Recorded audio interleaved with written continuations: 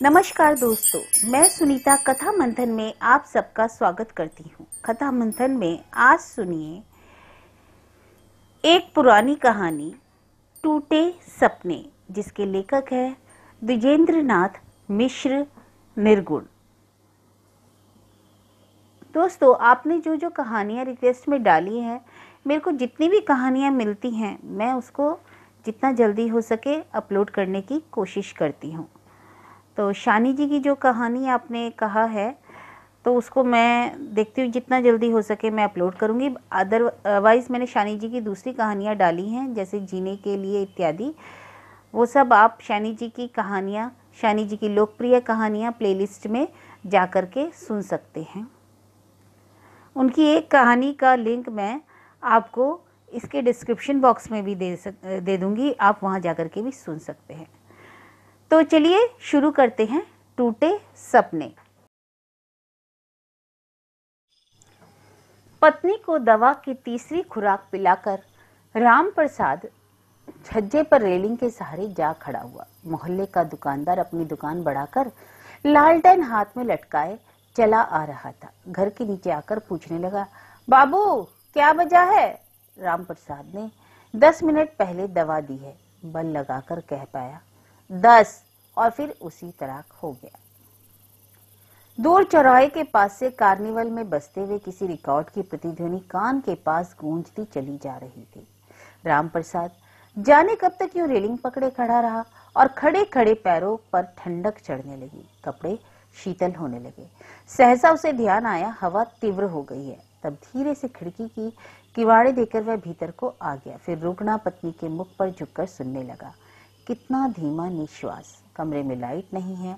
अलमारी से लालटेन की मध्यम रोशनी आकर पीले कृष्ण मुख को और भी करुण बना रही थी। राम प्रसाद जाने कैसा होकर उन मूंदे नयनों को टकटकी बांधकर देखता रहा। उसके हृदय का स्पंदन भी मानो अति क्षीण हो गया है, मानो किसी ठोस अंधकार के बीच उसका काला होकर अदृश्य हो गया। कुछ नहीं सूझता। राम प्रसाद का व्यक्तित्व अति शुद्र है, किसी तरह गुजर होती है। महीनों से वह इधर उधर से ऋण लेकर पत्नी की चिकित्सा करवा रहा है, पर अब और उपाय नहीं, अब और रुपए नहीं पा सकेगा, अब और ऊंचे डॉक्टर की दवा ना पा सकेगा। जो कहीं सचमुच पार्वती को मृत्यु निगल ले। रामप्रसाद की तब क्या दशा होगी? शायद पागल हो जाएगा। पागल होकर नौकरी छोड़कर, घर द्वार छोड़कर सड़कों पर मारा मारा फिरेगा। शायद पानी में डूबकर मरे, गले में रस्सी डालकर आत्मघात कर ले। जाने क्या करेगा। इसलिए कि इस पार्वती को छोड़कर राम प्रसाद का और कोई नहीं है। अनेक सालों तक सब तरह के कष्ट और अभाव सहकर पार्वती के साथ मिलन हुआ है। पार्वती ही उसके सुख दुख दर्द का आधा अपने ऊपर लेकर उसे जीवित रख रही है। कहती रही है, मत मनाया करो दुख। दुनिया में सभी तो अमीर और बड़े नहीं हैं। ईश्वर ने जिन्हें जितने साधन दिए हैं वे धनवान और विद्वान हुए हैं। उन्हें सब दुनिया जानती है। उनके लिए अब और चिंता है, सब जगह आदर है। पर इसलिए क्या गरीब और साधारण पढ़े लिखे लोग जिंदा ना रहे? तुम्हारे सिर पर इतनी थोड़ी उम्र में सब बोझ आ पड़ा। सहारा नहीं, सुविधा नहीं, अपने बल पर इतना कर लिया, यही क्या कम है? हम मोटा ही पहन लेंगे, हम रूखा सूखा ही खा लेंगे। ऐश आराम क्या सब बड़ी चीजें हैं? तुम खुश रहा करो। तुम्हारे चेहरे पर हंसी नहीं आती तो मेरा दिल डूबने लगता है। महीनों हुए राम प्रसाद के चेहरे पर हंसी नहीं आई। पार्वती ने जाने कितनी बार कहा कि वह बहुत नाराज है इस बात से, पर ज्यों-ज्यों पार्वती बीमारी में डूबती जाती है, राम प्रसाद अवसन्न होता चला जा रहा है। शादी को कुल 15 महीने हुए हैं और इन्हीं 15 महीनों में राम प्रसाद कुछ का कुछ हो गया। उसके कुछ दिन मानो पृथ्वी से बहुत ऊपर चंद्रमा और नक्षत्रों के आसपास बीते। फिर जैसे डाल से टूटे फूल की तरह जीवन इसी धरातल पर आ गिरा। कुछ दिन पहले राम प्रसाद के मन में जाने कितनी बातें थी, अब एक भी नहीं। सब जैसे पानी में बुझ गई। उसके चारों ओर पार्वती का पीला मुख, दवा, पैसों की चिंता, यही 3 चीजें चक्कर काटती रहती हैं। दफ्तर की ड्यूटी पूरी करके वह रोज इसी तरह आधी आधी रात तक पत्नी के पास बैठा रहकर उसका मुख निहारता रहा है। रोग की खुमारी में बेहोश पार्वती सुन्न होकर लेटी रहती है। कभी एकाएक उस जैसे बल लगाकर पलके उघाड़ती है, तब एक टक पति के मुख को कई क्षण तक देखती है। फिर सूखे होठों को जीभ फेर कर कहती है, सोए नहीं, आराम करो। और धीरे धीरे थकी पलकें गिरने लगती हैं। हौले से कहती है, ढाप करके सो जाओ ना, मुंह ढाप करके। इसी तरह एक एक दिन और उसके साथ एक एक रात लड़ी बनाकर आगे बढ़ते चले जा रहे हैं, बिना रुके। शैया की एक पार्टी पर सिर रखकर राम प्रसाद पार्वती का पीला मुख देख रहा था। आज वह पीलापन और दिन से ज्यादा लग रहा था। आंखें और भीतर धंस गई, सांस और धीमी पड़ गई। हाय, उचित चिकित्सा न होने से जो कहीं पार्वती की मृत्यु। राम प्रसाद की कांतिहीन आंखों से पानी बहने लगा। कुछ नहीं दिया, धन, विद्या, बल, रूप, कीर्ति, कुछ नहीं दिया। अब इस एकमात्र आश्रय को तो मेरे जीवन से तोड़कर फेंक देना चाहते हो। विधाता, मैंने तुम्हारा क्या बिगाड़ा है? मैंने क्या अपराध किया है? इतने निर्दय ना हो, इतनी करुणा कर दो। पार्वती को मुझसे अलग मत करो, अलग मत करो। सहसा बेसुध पार्वती का एक हाथ पति के हाथों पर आ गिरा। राम प्रसाद ने उस कृश हाथ को अपनी दोनों हथेलियों के बीच दबा लिया और ईश्वर ईश्वर कहकर रो उठा। पार्वती को बड़े वेग से बुखार चढ़ाया। राम प्रसाद का दिल नीचे को बैठने लगा। माथे से पसीने की धारें छूटने लगी। पैरों के तले जमीन नीचे की नीचे ही धंसती चली जा रही थी। अब क्या होगा? पार्वती हाय हाय करती तकिए पर सिर पटक रही है। उसका मुंह बहुत भयानक हो गया, आंखें फटी जा रही हैं। कितनी लाल आंखें हैं। राम प्रसाद ने झुककर एक बार कांपती जबान से पुकारा, कैसी तबीयत है? पार्वती। पार्वती ने नहीं सुना, शायद होश नहीं है। राम प्रसाद पागलों की तरह नंगे पैरों डॉक्टर के पास भागा, परंतु उसके ये पैर कितने भारी हो गए। बल लगाकर हर कदम को उठाना पड़ रहा है। डॉक्टर का घर शहर के उस छोर पर है। राम प्रसाद शरीर का सब बल लगाकर अपने वजनी पैरों को किसी तरह उठाकर भागता चला जा रहा है, पर डॉक्टर का घर अभी बहुत दूर है, बहुत दूर। हाय, कैसे एक क्षण में वहां तक पहुंचे। राम प्रसाद जिस गली से होकर भाग रहा था, सहसा वह पतली होने लगी, पतली पतली और पतली। अंत में एकाएक उसके सामने अचानक दीवार आ गई। क्या रास्ता भूल गया? कौन सी गली है? डॉक्टर का घर तो इधर नहीं। हे भगवान!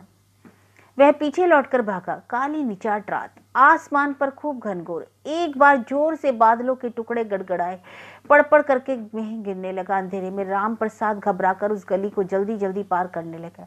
आज उसके पैरों को यह क्या हो गया है? वह ज्यों ज्यों तेज भागता जाता है, पैर भारी होते जाते हैं। वर्षा जोरों से होने लगी। देखते देखते गली में घुटनों पानी हो गया। क्या सब और पानी पानी पानी गली में आ रहा है। और कुछ मिनट बीतते बीतते उसकी कमर तक पानी चढ़ा आया। राम प्रसाद दीवार का सहारा लेकर बड़ी मुश्किल से अपने शरीर को इतने भरे पानी के में आगे धकेलने लगा। यह क्या बहा जा रहा है पानी में? राम प्रसाद झुककर आंखें फाड़कर देखने लगा। जब ना देख सका तो हाथ से उस चीज को छूने लगा। ये क्या? लाश है किसी की। भैंस से कांप कर राम प्रसाद ने अपना हाथ खींच लिया। उसी समय कड़कर करके बिजली चमक उठी, पानी पर उजाला छा गया। देखा, दूर कफनों में लिपटी असंख्य लाशें पानी में बहती चली आ रही हैं। बिजली का वह प्रकाश उसी क्षण बुझ गया, पर राम प्रसाद को लाशें बहती दिख रही थी। उनके विभत्स चेहरे दिख रहे थे। तीव्र गति से एक के पीछे एक लाश बहती आ रही है। उनकी संख्या नहीं है। सहसा एक लाश राम प्रसाद के आगे आकर बहते हुए रुक गई। राम प्रसाद के हृदय का रक्त जम गया। एक बार साहस करके उस लाश के मुंह की ओर देखा। पार्वती! अरे सुनते नहीं हो? जैसे कहीं बहुत दूर से आवाज आई। राम प्रसाद ने भय से आंखें खोल दी। तब जाना पार्वती हाथ से छूकर उसे जगा रही है। राम प्रसाद का शरीर थर-थर कांप रहा था। पार्वती ने उसी निर्बल आवाज में कहा, कब से जगा रही हूँ? क्या सपना देख रहे थे? शायद कोई बुरा? राम प्रसाद क्षण भर तक पत्नी का मुख देखता रहा, फिर यत्न करके कहा, हाँ, पाँव फटने वाली थी। पड़ोसी बनिए का बूढ़ा बाप खौं खौं करके जोर से खांस रहा था। दूर सड़क की धूल साफ करता हुआ भंगी प्रभाती गा रहा था।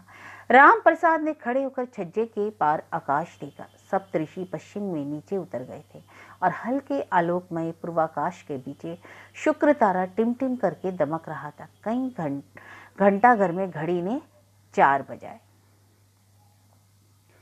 शिथिल मन और शिथिल गात से जब नित्य की तरह दवा की खाली शीशी लेकर डॉक्टर के यहाँ जाने लगा, तो पार्वती ने हौले से पुकारा, जरा यहाँ आओ। राम प्रसाद उसके आगे आ खड़ा हुआ। कमीज बहुत मैली हो गई थी, आस्तीनों के बटन टूट गए थे और सामने सिलवटें पूरी हुई थी। पार्वती ने धीरे से उस कमीज को पकड़ लिया और पति के मुरझाए हुए मुख पर अपनी अशक्त सी दृष्टि जमाकर चुप हो गई। कैसा लग रहा है इस समय? राम प्रसाद पूछने लगा। पार्वती की आंखों में आंसू छलछलाए, पलक दे लिए, भरे गले में कही, ठीक हूँ, वह रोज यही कहती है, पर हड्डियों में घुसे रोग पर उसका कोई वश तो नहीं।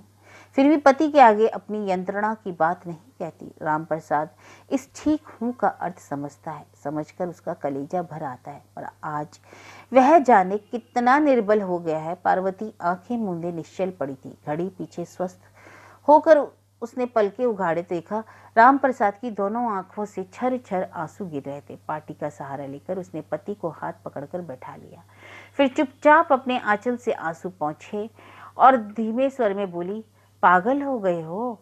राम प्रसाद एक प्रश्वास खींचकर शांत हो गया। पार्वती ने उसका हाथ अपने सीने पर रख लिया और ढांढस देकर बोली, मैं अब अच्छी हो जाऊंगी। देखो आज बुखार नहीं चढ़ा, 2-4 रोज में बिल्कुल जाता रहेगा। आप काहे को अपना दिल छोटा करते हो, खुशी मनाओ। राम प्रसाद को जैसे थोड़ी शांति मिली। पार्वती बोली, आज मेरे लिए कोई फल लेते आना। अनार खाओगी? हाँ, अनार लाना, पार्वती ने कहा। फिर पति के गले में अपनी सूखी बाहें डालकर अनुनय करके कहा, एक बात मानोगे क्या? यह कमीज उतार दो और दूसरी पहन लो, मुझसे नहीं देखा जाता। उसकी आंखें फिर भर आई। राम प्रसाद पत्नी के सिर पर हाथ फेरकर बोला, मैं अभी इसे उतारे देता हूँ। वह कुर्ता पहनकर डॉक्टर के यहाँ चला गया। रास्ते भर खुश खुश रहा, पर डॉक्टर के दवा खाने पे आकर वह खुशी उड़ गई। कंपाउंडर बोला, कुल 27 रुपये बाहर आने का बिल होता है। राम प्रसाद कुछ ना बोला। नुस्खे को सामने कील में लगाकर कंपाउंडर ने फिर कहा, मुझे मालूम था कि आप आजकल पैसों से तंग हैं, इसलिए अपने पास से 10 रुपये अकाउंट में डाल दिए, लेकिन फिर भी 17 रुपये 12 आने बच रहे हैं। डॉक्टर ने कहा, कल हिसाब देखेंगे। राम प्रसाद, मैं कल तक दे दूंगा भाई, आपको भी दे दूंगा, अभी यह दवा तो दे दो। जेब में केवल 1 रुपया उसके पास था। उसे फल वाले की दुकान पर भुना डाला। अनार लेकर पीठ फेरी तो सामने कोतवाली की घड़ी में 9 से ऊपर हो रहा था। 23 साल चाल से घर आया। पत्नी को दवा देकर अनार काटकर 2-4 दाने खुद खाए, बाकी उसके पास रख दिया। फिर 1 गिलास पानी पीकर यूं ही दफ्तर चला गया।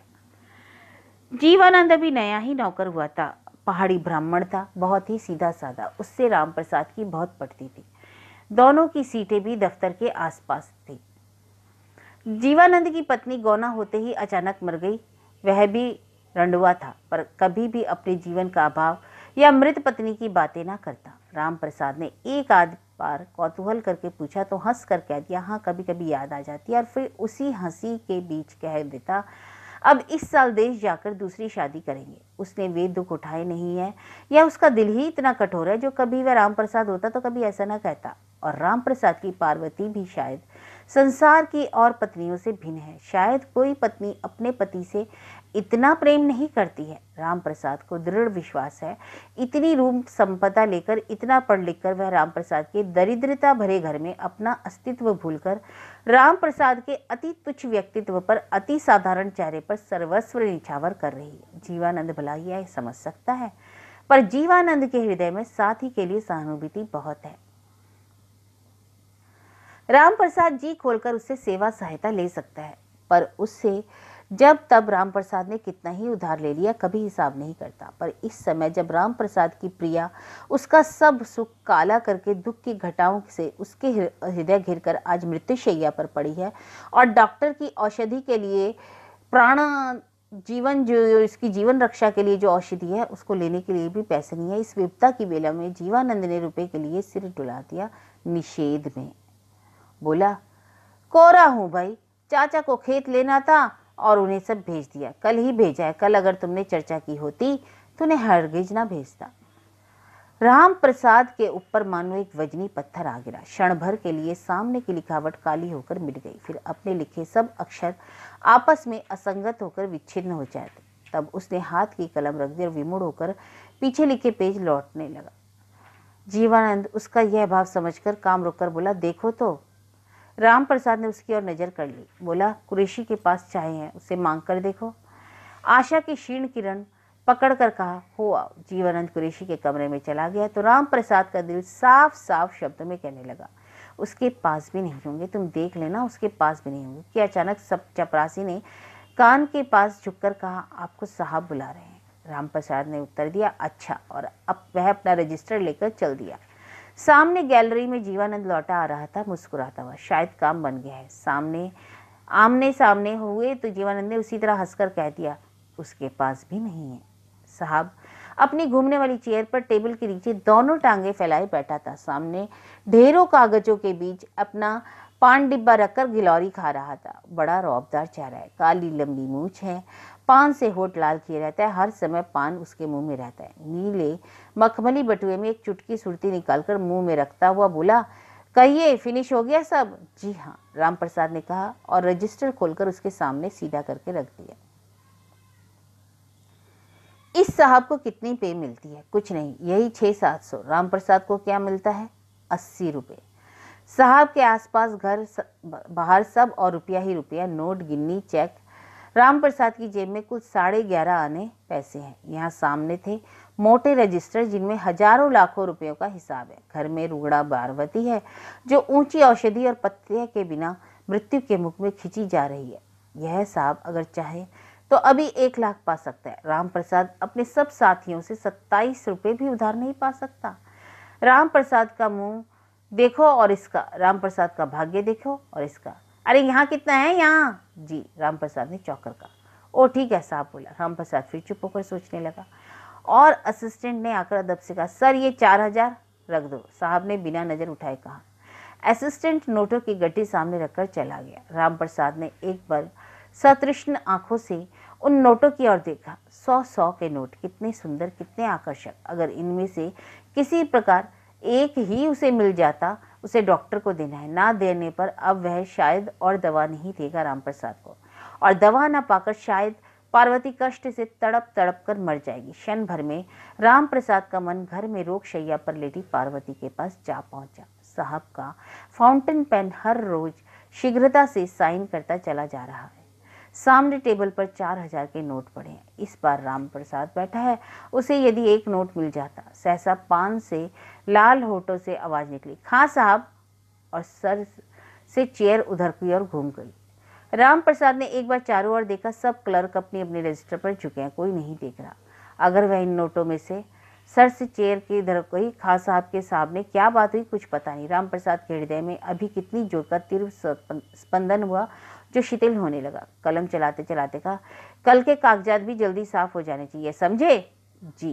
रामप्रसाद ने झुककर देखा, सिर्फ 2 पेज और हैं। तभी खान साहब ने उधर से पुकार कर कहा, वह इंश्योर नहीं आए हैं सर? जी। सर ने उधर कुर्सी घूम गई। खटखट होते कलेजे आवाज में कहा, जल्दी करो, जल्दी जल्दी जल्दी। खटखट। रामप्रसाद का हाथ आगे बढ़ा और क्षण भर में लौट आकर कोट की जेब में घुस गया। खटखट। नहीं समझे मियाँ? साहब ने हो करके हंसी छोड़ी और सर ने कुर्सी इधर उधर हो गई। खटखट। अब वह आखिरी पेज पर कर चला गया। समाप्त। यह लो। रामप्रसाद ने कांपते हाथों से रजिस्टर उठा लिया और डगमग होता हुआ अपनी सीट की ओर चला। जीवानंद ने पूछा, दिखाए? हाँ। जो कहीं अभी साहब उन नोटों को गिनने लगे और असिस्टेंट की बुलाए फिर रामप्रसाद की पुकारो तो उसकी तलाशी ली जाए। उसकी जेब में 100 का नोट है, उसने चोरी की है चोरी। रामप्रसाद चोर है चोर। उसकी जेब में नोट पकड़ा गया, उसे जेल होगी और घर में मृत्यु शैया पर लेटी पत्नी शायद इसी तरह एक घूंट पानी ना पाकर छटपटाकर मर जाएगी। रामप्रसाद जैसे धीरे धीरे अचेत होने लगा, जैसे वह दफ्तर में नहीं कुर्सी पर बैठा। बहुत दूर कहीं शब्द रहित और चेतनाहीन लोक में उसकी मिट्टी सी देह अनुपरमाणु होकर उड़ी चली जा रही थी धीरे धीरे, और जाने कब अपने आप उसका सिर इस रजिस्टर पर झुक गया जैसे गहरी नींद आ रही हो। कि जीवानंद ने जोर से कंधा झकझोर कर कहा, उठो उठो। रामप्रसाद आंखें फाड़कर उसकी ओर देखने लगा। जीवानंद ने धीरे से कहा, साहब साहब। क्षण भर में रामप्रसाद का चेहरा एकदम रक्तहीन होकर सफेद हो गया। अब वह पकड़ा जाएगा, जेल होगी। पार्वती और कलरकी के बीच जूतों की चरमर करता साहब ऑफिस से निकल गया। जीवानंद संतोष आसास कर कहा, गया गया। रामप्रसाद ने शायद ठीक तरह से सुना नहीं, शायद भ्रम हुआ। जाने कैसा स्वर करके जीवानंद से पूछा, क्या चला गया? हाँ। जीवानंद ने कहा, अरे देखा नहीं, अभी गया ना। इधर से चरमर करता वह उसकी गाड़ी जा रही है, उधर देखो। रामप्रसाद ने सामने खिड़की में देखा, साहब अपनी गाड़ी में बैठा चला जा रहा है। आधा घंटा पीछे जब दफ्तर से बाहर निकला तो विचित्र अनुभव में हो रहा था उसे, बिल्कुल नया और अजीब। चोरी का नोट जेब में था और वह निर्भय होकर सड़क के बीच चला जा रहा था। एक बार चौराहे पर खड़े सिपाही को देखकर झिझका और फिर मुस्कुराकर आगे बढ़ गया। परंतु क्या यह सपना है? जैसे पलक मारते हुए अपने घर के सामने आ गया। दफ्तर से घर तक की राह कब निकल गई, बीच के दोनों चौराहे वे कहाँ दिखे, वह स्वप्न देख रहा है क्या। घर की किवाड़ी खुली पड़ी थी। किवाड़ी तो हमेशा बंद ही रहती थी, कैसे खुल गई। भीतर होकर एक जेब से वह नोट निकालकर देख लिया। 100 का है ना? हाँ, पूरे 100 का। अब कोई चिंता नहीं, अब वह अच्छी तरह से अपनी संगिनी की चिकित्सा कर सकेगा। ऊंची से ऊंची औषधि देकर डॉक्टर उसे स्वस्थ कर देंगे। एक दिन उसकी पार्वती गुलाब के खिले फूल सा मुख उसके सामने आकर कहेगी, तनिक सा मुस्कुराकर, बुंदा पहना देने जलाई है। फिर कपोलों के किनारे दोनों बुंदे चमचम होंगे और पार्वती पति को एकटक अपनी ओर निहारता पाकर लाज भरी मुस्कान से खिलेगी। फिर जल्दी ही लज्जा से लाल मुख उसकी गोदी में छिपाकर कहेगी, बड़ी शर्म लगती है। ओहो। कोई मोची सामने से होकर जा रहा था। राम प्रसाद के दरवाजे पर झांककर बोला, बाबू जूते पॉलिश कर दो। राम प्रसाद ने अपने जूतों की ओर देखकर कहा, कैसे भद्दे हो रहे हैं। जाने कब उनके फीते टूट गए। अंगुली के पास एक जूता फट भी गया। राम प्रसाद ने जूता उतार दिया और पूछा, क्या लोगे। मोची ने दोनों जूते उलट पलट कर देखे, फिर कहा, बाबू काम देखकर पैसा देना। अच्छा, कहकर राम प्रसाद ने नंगे पैरों जीने से ऊपर चढ़ने लगा। और जब एक एक सीढ़ी ऊपर चढ़ रहा था तो अचानक ऐसा लगा कि कोई पार्वती के कमरे से बोल रहा है। उधर यह स्वर तो पार्वती का है, बहुत ही क्षीण आंसुओं से भरा। पर वह किसका है? क्या कह रही है? क्या पति के इतने दुख, इतने मुख कष्ट को निरंकार अंतर्यामी के आगे आंसू की तरह निवेदन कर रही है? राम प्रसाद खड़ा हो गया। जहां वह खड़ा था सिर के ऊपर 2 झरोके थे, छोटे छोटे, जिन पर का मुंह पार्वती वाले कमरे में था। उन्हीं में से आवाज आ रही थी, इधर। पार्वती बोल रही थी, मृत्यु के बाद देख नहीं पाऊंगी, इसलिए तुम्हें कष्ट दिया है। आज अंतिम अभिलाषा पूरी हो गई। मेरे लिए तुमने जीवन भर दुख सहे हैं, सब अपराधों की क्षमा दी है। यह अंतिम बार क्षमा मांग रही हूँ। अब और दुख देने की, क्षमा करने की बेला नहीं आएगी। राम प्रसाद इन बातों का अर्थ नहीं समझ पाया। क्या कोई और भी इस कमरे में है? वह ताक से पैर रखकर सावधानी से मुंह लगाकर देखने लगा। देखा, पार्वती की शैया पर उसकी छाती के पास एक तरुण युवक बैठा है। उसकी दोनों आंखों से आंसू गिर रहे हैं। पार्वती की आंखों से भी पानी बह रहा है और पार्वती उसका हाथ अपने दोनों हाथों में दाबे छाती पर रखे है और करुणा भरी, प्यास भरी आंखें उस युवक के चेहरे पर गड़ी हैं। दोनों होठ थर-थर कांप रहे हैं। क्षण भर तक स्तब्धता रही। फिर उस युवक ने आंसू बिना पहुंचे गदगद कंठ से कहा, तुमने अपनी यह दशा क्यों कर डाली पार्वती? मुझे पता ना था कि तुम यहाँ इतने कष्टों में दिन बिता रही हो। अगर जान पाता तो सबकी आंखों के सामने तुम्हें यहाँ से ले जाता। तब पार्वती उसी तरह आंसू बहाती हुई बोली, सब अभिलाषाएं चूर चूर हो गई, सब सुख स्वप्न टूट गए, प्राण तुम्हारे चरणों के पास मंडराते फिरे। उसका गला रुद्र होने लगा। उसी रूंधे गले में कहा, इस हाड़ मास को और कब तक ढोती, कब तक तुम्हारी? उसकी सूखी देह कांपने लगी। युवक माथे पर हाथ रखकर बोला, पार्वती मेरी रानी। ऐ राम प्रसाद क्या स्वप्न देख रहा है? वह धीरे से झरोका छोड़कर सीढ़ी उतर आया। फिर एक बार अपने चारों ओर आंखें फाड़कर देखा। स्वप्न है क्या? यह जीरा क्या उसका घर नहीं है? ये सीढ़ियां क्या उसकी नहीं है? कहाँ तक गई है? नीचे पाताल लोक तक? पाताल लोक तक नहीं, नहीं, नीचे तो आंगन दिख रहा है। वह अभी उसने झरोके से क्या देखा? उसकी पार्वती क्या कभी ऐसा कर सकती है? इतनी बड़ी प्रवंचना, इतना भयानक छल। दीवार के उस पार से आवाज आ रही थी। पार्वती का प्रेमी युवक बोल रहा था, मैं तुम्हें पहाड़ ले चलूंगा, नैनीताल में हमारी कोठी है, बिल्कुल चंगी हो जाओगी। ऐसे नर पशु के पास अब एक दिन भी तुम्हें न रहने दूंगा। मैं उस हत्यारे से तुम्हें छुड़ा लूंगा, तुम्हारी फूल सी जिंदगी। आंसुओं के बीच पार्वती ने भी कुछ कहा। राम प्रसाद सुन नहीं सका। उनके चारों ओर सब कुछ जैसे चक्राकार होकर घूमने लगा। गोल गोल घूमते घर से कब वह बाहर निकला, कब उसने पूरी सड़क पार करी, कुछ पता नहीं। निर्दृश्य निश्चेतन से राम प्रसाद बाजार के बीच एक फुटपाथ पर खड़ा था। सहसा उसकी नजर पास वाले बार पर पड़ी।